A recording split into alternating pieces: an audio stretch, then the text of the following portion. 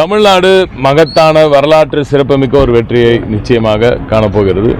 தமிழ்நாட்டுக்கும் டெல்லிக்குமான இந்த மிகப்பெரிய போரில் நிச்சயமாக தமிழ்நாடு வெல்லும்.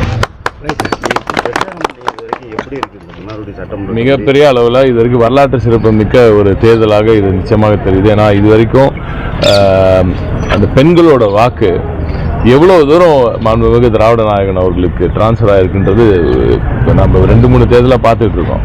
பட் இந்த எழுச்சி இந்த முறை பார்க்கறது 2024 இருந்ததை விட இன்னும் கணிசமாக அதிகமாக இருக்குன்ற மாதிரி தான் தோணுது. ஏன்னா எதிர்கட்சி உறுப்பினர் நானே பார்த்தேன், எங்கள் சொந்த ஊரில் கூட சரி, நான் மன்னார்குடியிலையும் நிறைய இடத்துல பார்த்தோம்.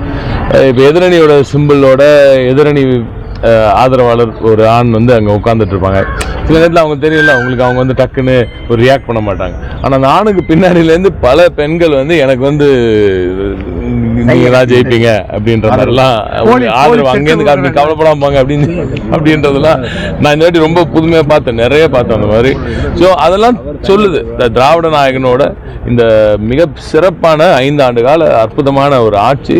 இந்த ஆட்சியில் பெண்களுக்கு கிடைத்த அந்த மகத்தான திட்டங்கள் அதெல்லாம் ஆழமாக தீர்க்கமாக மக்களோட மனதில் பதிஞ்சிருக்கு.